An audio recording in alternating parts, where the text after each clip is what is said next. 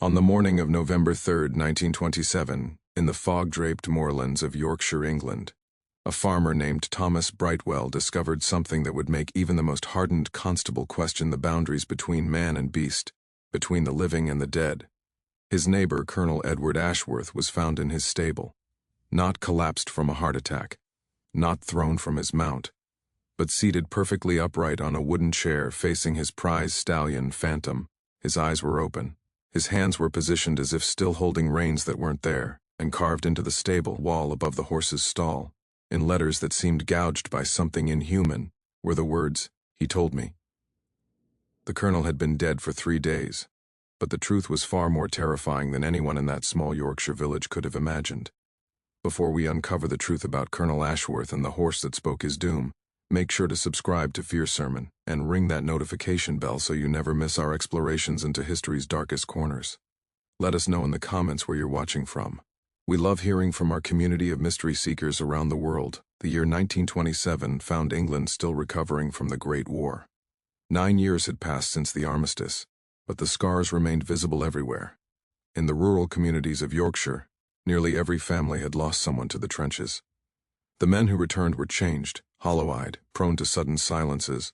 The medical establishment had begun documenting what they called shell shock, though most villages preferred not to speak of it at all. Ashworth Village, named for the family that had held the manor there since Tudor times, was no exception. Population, 347, a place where everyone knew everyone's business, where the church bells marked time as they had for centuries, where horses still outnumbered motor cars, and the old ways died hard. Colonel Edward Ashworth, 52 years old, had returned from the war in 1918, with a chest full of medals and a reputation for unshakable composure under fire. He'd commanded cavalry units in some of the last mounted charges the British Army would ever see. When he came home, he retreated to his family's estate, rarely venturing beyond his stables and fields. His wife had died of influenza during the war. His only son had been killed at the Somme. The colonel lived alone except for his housekeeper, Mrs. Dorothy Finch, who came 3 times weekly. The villagers considered him eccentric but harmless. He kept 12 horses, though he rarely rode anymore. He'd sit for hours in the stables, talking to them in low voices. Some said he was more comfortable with animals than people now, a common enough affliction among men who'd seen what he'd seen. But in the autumn of 1927, something changed. The blacksmith, Henry Webb, later told investigators that the colonel had come to him in late September with an unusual request. He wanted Webb to fashion a special bit for his favorite horse, Phantom, a massive black stallion he'd brought back from France. Not just any bit, but one made from melted-down bullets, specifically bullets the colonel himself provided. Webb had thought it morbid, but did as asked. The colonel paid triple the usual rate, and made Webb swear not to mention it to anyone. "His hands were shaking when he gave me those bullets," Webb would later testify. "Shaking like a man with a palsy, and he kept looking over his shoulder like he expected someone to be standing there." The local physician, Dr. Marcus Pembridge, had treated the colonel twice in October for what he described as acute nervous exhaustion. The colonel complained of not sleeping, of hearing voices, of feeling watched even when alone. Dr. Pembridge prescribed laudanum and rest. He noted in his records that Colonel Ashworth kept mentioning his horse, saying things like, "Phantom knows what's coming," and "He's trying to warn me, but I don't understand the language yet." The doctor assumed it was delayed shell shock manifesting years after the trauma. He'd seen it before, but something about the colonel's specific delusions troubled him. There was a clarity to his fear that seemed less like madness and more like genuine premonition. The first incident that suggested something beyond ordinary madness occurred on October 12, 1927. Mrs. Finch, the housekeeper, arrived at her usual time of 8 a.m. to find the colonel standing in the center of his study, barefoot and in his nightclothes, surrounded by every photograph in the house. He'd removed them from their frames and arranged them in a massive circle on the floor. All of them faced inward, toward where he stood. When Mrs. Finch asked what he was doing, the colonel replied calmly, "They need to see it too. When he finally speaks clearly, they all need to bear witness." Mrs. Finch noticed that every photograph included a horse somewhere in the image, even if it was just a distant figure in the background. The colonel had spent the entire night going through family albums, selecting only pictures where horses appeared. When she pressed him about who needed to bear witness, he simply said, "Phantom. He's been trying to tell me since France. I finally understand that he can only say it once. I need to be ready." The housekeeper convinced him to let her restore the photographs and get him to bed. She said nothing to anyone. Not yet. The second incident was witnessed by multiple people and could not be easily dismissed. On October 18th, during the Sunday service at St. Michael's Church, the colonel attended for the first time in months. Reverend Thomas Ashby was delivering his sermon when a horse's whinny echoed through the sanctuary. Everyone turned. The church had thick stone walls. The nearest stable was 200 yards away. But the sound was clear, unmistakable. It seemed to come from everywhere and nowhere at once. The colonel stood abruptly, his face drained of all color. "He's calling me," he said loudly enough for the entire congregation to hear. "I have to go. I have to hear what he needs to say." He rushed out of the church, practically running. Several parishioners followed, concerned for his state of mind. They watched him sprint across the village green toward his estate, moving with an urgency that seemed impossible for a man his age. When they reached the stables 10 minutes later, they found the colonel standing before Phantom's stall, both man and horse perfectly still, as if frozen in mutual contemplation. The colonel's lips were moving, but no sound emerged. Phantom's ears were pricked forward, focused entirely on his master. The air in the stable felt heavy, thick. One witness, a farmer named John Crowley, later described it as the feeling you get right before lightning strikes, that electric charge that makes every hair stand on end. The colonel wouldn't respond to questions, wouldn't acknowledge anyone's presence. After 20 minutes, he simply turned and walked back to the manor house without a word. Phantom released a long, shuddering breath and stamped his hooves once, twice, 3 times, like punctuation to an unheard sentence. The third incident occurred exactly 1 week later, on October 25th. The village postmaster, Albert Simmons, brought a telegram to the colonel's estate around midday. When no one answered his knocking at the main house, he walked around to the stables, knowing the colonel spent most of his time there. What he found would haunt him for the rest of his life. The colonel was in Phantom's stall, not standing, not sitting, but kneeling in the straw, his forehead pressed against the horse's front leg, his arms wrapped around it as if embracing a child.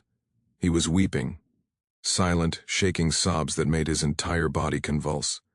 Phantom stood absolutely motionless, his head lowered, his muzzle nearly touching the top of the colonel's head. The tableau suggested a grief so profound that Simmons felt he was intruding on something sacred, or something terrible. "Sir," Simmons called softly. "Colonel Ashworth?" The colonel's head snapped up. His face was wet with tears, but his eyes held a clarity that Simmons found more disturbing than any madness. "He's going to tell me soon," the colonel said. His voice was hoarse but steady. "And when he does, I'll know it's time. The horse always knows. They knew in France, you understand. The horses knew when we were riding toward death. They tried to tell us. We just couldn't hear them properly. But I've finally learned the language." Simmons left the telegram on a nearby barrel and retreated quickly.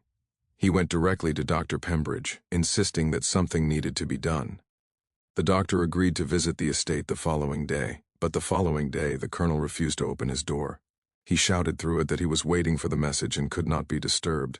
Dr. Pembridge, not yet willing to force the issue, left medication on the doorstep and reported the situation to the local magistrate. A decision was made. They would wait until November 1st. If the colonel's condition hadn't improved by then, they would have him forcibly evaluated for committal to a psychiatric facility. It was a decision that would torment the magistrate for the rest of his life. The fourth and final incident before the discovery happened on the night of October 31st, All Hallows Eve. Multiple residents reported hearing a horse's scream around midnight. Not a whinny or a neigh, but something that sounded terrifyingly human in its articulation. It came from the direction of the Ashworth estate. Several men, including the local constable Edmund Pierce, went to investigate. They found all the stable doors open. The horses were gone.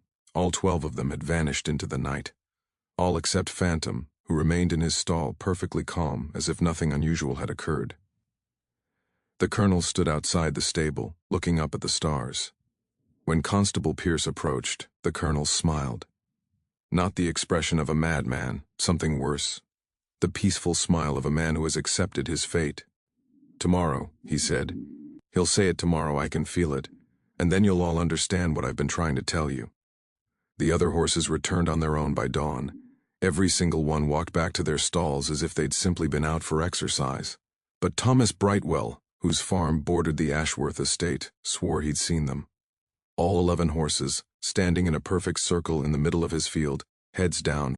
At approximately 6:45 a.m., he noticed something unusual. Phantom was standing outside his stable, which was peculiar because the colonel never left him loose. The horse was facing the stable doors, absolutely motionless, and as Brightwell watched, the animal released a sound unlike anything he'd ever heard from a horse before. It wasn't a whinny or a scream. Brightwell would later struggle to describe it. Like words, he told investigators. Like someone was trying to form words but didn't have the right mouth to do it. It made my blood run cold. Brightwell approached the estate, calling out for the colonel. No response.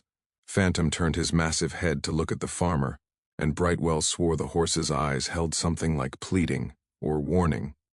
He tried to pass the animal to reach the stable doors, but Phantom sidestepped, blocking his path.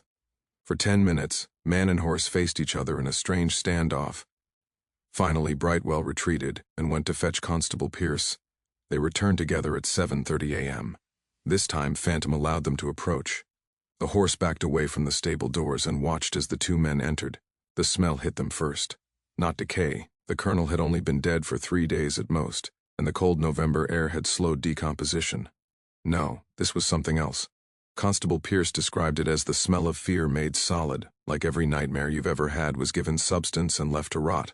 Brightwell was more direct. It smelled like the war, like the trenches, like death and mud and things that shouldn't be remembered.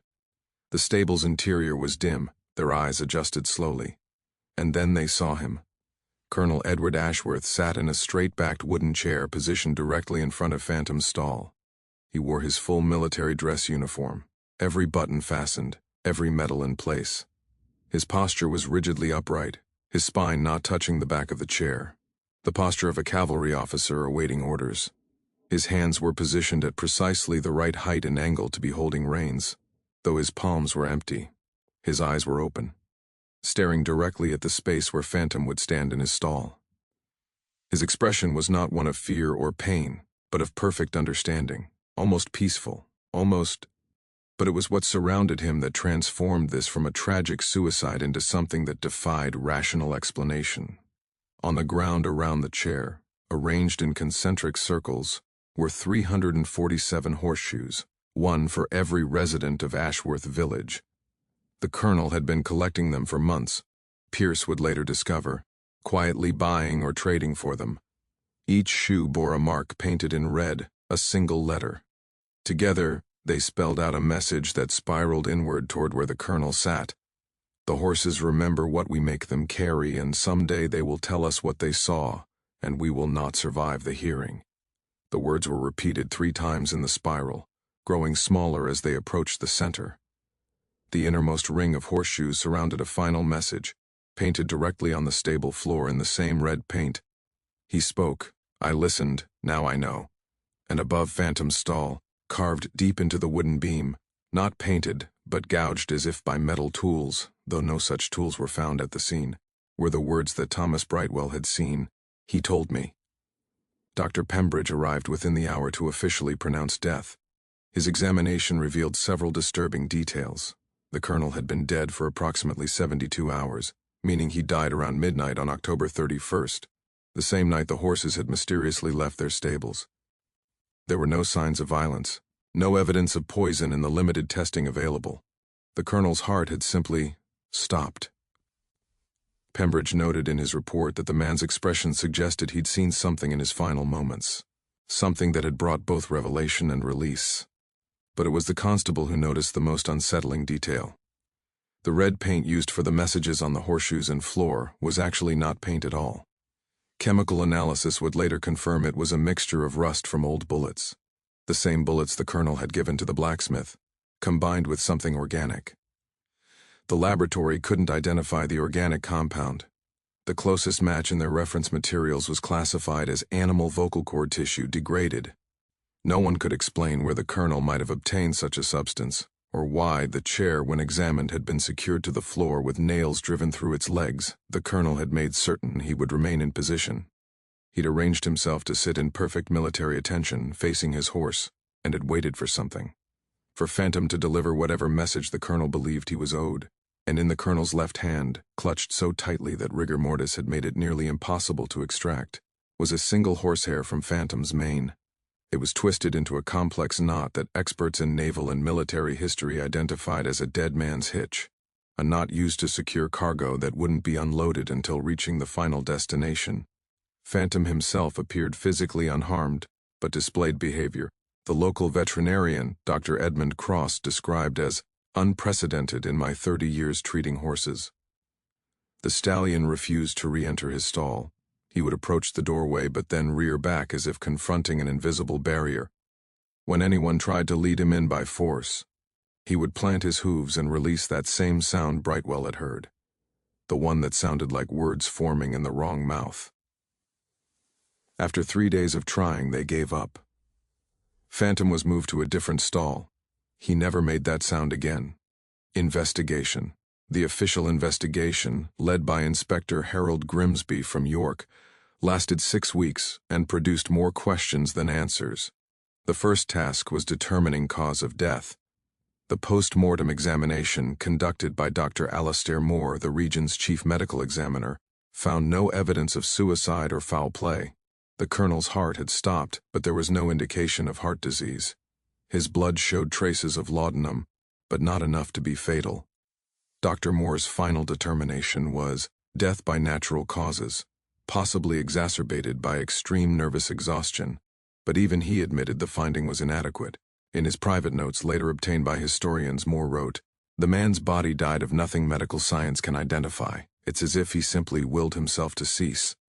I've seen soldiers die this way in the war, men who survived their wounds but couldn't survive what they'd witnessed. The body sometimes follows where the mind goes, into places we cannot follow." Inspector Grimsby focused on the bizarre staging of the scene. The 347 horseshoes represented months of obsessive collection.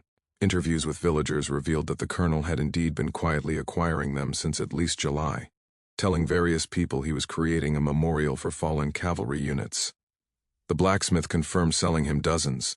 Other horseshoes came from abandoned farms, purchased from children for pennies, even taken from the village museum's collection of historical artifacts, though the museum curator insisted he'd given them willingly after the colonel made a generous donation. The messages themselves posed the greatest mystery. The carved words in the beam were analyzed by experts from the British Museum. The carving style was consistent with frenzied, rapid work, but the beam was 8 feet above the stable floor. No ladder was found at the scene. The colonel's fingernails showed no damage that would suggest he'd clawed the words into wood. The tools required to make such marks would be heavy chisels or possibly spurs, but again none were discovered. One investigator, Sergeant Thomas Whitby, suggested that perhaps the carvings had been there all along and the colonel had simply noticed them. This theory collapsed when Brightwell testified that he'd helped repair that very beam 2 years earlier, and it had been unmarked. The spiral message made from horseshoes took 3 days to fully document and photograph. A linguist from Cambridge, Dr. Helena Winters, was called in to analyze the text. Her report noted the repetitive nature suggested either obsessive compulsion or ritualistic intent. The message itself, about horses remembering and someday telling, struck her as the fantasy of a man who spent too much time with animals and too little with people, possibly complicated by survivor's guilt. Cavalry officers formed intense bonds with their mounts. Many horses died in the war.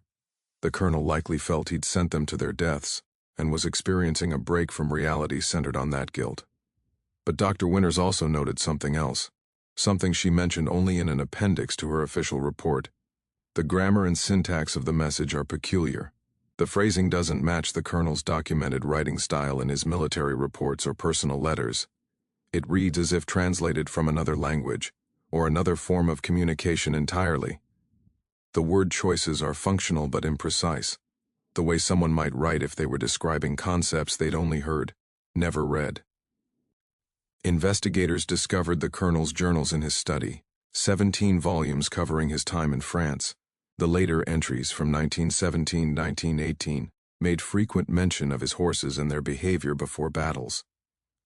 Wellington refused the bit today, knew we were riding to Bad Kreutz, lost 37 men, the horses always knew, and later, Phantom balked 3 times before we reached the ridge. German artillery hit precisely where we'd have been. He saved my life. How did he know? The final entry, dated October 30th, 1927, read, "Tomorrow night is All Hallows Eve. The veil thins. He will finally be able to speak clearly. I have prepared myself to hear what Phantom has been trying to tell me since France. The message the horses carry. The thing they see that we cannot. I am not afraid. I deserve to hear it. Every officer who sent his horse to die deserves to hear what they would tell us if they could. I will be the first, perhaps the last, but I will finally understand." Inspector Grimsby ordered Phantom examined by multiple experts. The horse was physically healthy. Mentally, the experts disagreed. Dr. Cross, the veterinarian, found nothing wrong, but a horse trainer from London, Margaret Ashby, spent 3 days observing Phantom and filed a disturbing report. The animal displays awareness beyond normal equine intelligence. He responds to questions as if he understands not just tone and gesture, but actual meaning. When I asked him about the colonel, his behavior suggested grief of a depth I've only seen in human mourners. When I asked if he had tried to communicate with the colonel, the horse approached his old stall, that haunted place, and touched his muzzle to the carved words. Once, deliberately. Then he looked at me. I cannot prove what I felt in that moment, but I would swear in any court that the animal was confirming something. Answering, yes. In other words, they believed the colonel might have genuinely sensed his approaching end and constructed the horse communication narrative as a framework to understand it. More intriguingly, the investigation uncovered several other cases with similar elements. In 1919, a French cavalry officer named Captain Lucien Moreau was found dead in his stable, having apparently suffered a fatal heart attack while brushing his horse. Before his death, he'd told his wife that his mount, Belle, had been trying to warn him of something terrible for weeks. The horse had been increasingly agitated, and Moreau believed she was attempting to communicate danger. After his death, Belle refused to eat for 6 days and had to be hand-fed to prevent her starvation. In 1923, a German soldier, Hans Kriegler, was committed to a psychiatric facility after insisting his horse, Adalbert, was trying to tell him the names of all the men who would die in his unit. Kriegler had been a cavalryman on the Eastern Front. After the war, he purchased the army surplus horse he'd ridden and kept it on his small farm. For 2 years, he functioned normally. Then he began writing lists of names, hundreds of them. When his family investigated, they discovered they were the names of men who had served in his unit during the war, men who had subsequently died, in accidents from disease by suicide. Kriegler insisted Adalbert was reciting them to him, that the horse remembered everyone and was ensuring they wouldn't be forgotten. Kriegler died in the facility in 1925. Adalbert was destroyed shortly after on the grounds that the horse was dangerously unpredictable. These cases and a handful of others suggested a pattern: military men who'd served in mounted units, who'd survived the war while many of their horses hadn't, who developed intense fixations on equine communication years after returning home, and who died under mysterious or self-destructive circumstances while apparently engaged in some form of communion with their animals. Dr. Edmund Taft, a psychiatrist who studied these cases, published a controversial paper in 1931 titled "The Weight of Witness, Survivor Guilt in Cavalry Officers." He argued that horses had indeed been witnesses to the worst horrors of the war, that they'd carried men into machine gun fire, breathed mustard gas, stood in trenches as artillery shells exploded around them. The horses had seen everything their riders saw, but had no way to process or express that trauma. Taft suggested that certain men, already predisposed to guilt and psychological fragility, might develop elaborate fantasies about their horses trying to communicate these shared traumas. The fantasy, he argued, was more bearable than the reality, that they'd survived while millions, men and animals, had died, and that survival required living with memories no one should have to carry. Perhaps, Taft wrote, these men were not mad for believing their horses were speaking to them. Perhaps they were mad for believing anything could articulate what they'd all experienced. Language fails in the face of such horror. Why shouldn't they imagine a different form of communication, one that transcended words, one where the innocent witness, the horse, could finally testify to what it saw, even if that testimony was unbearable to hear? The case also led to actual policy changes. The British military, reviewing the psychological toll on mounted units, implemented more comprehensive mental health monitoring for returning cavalry officers.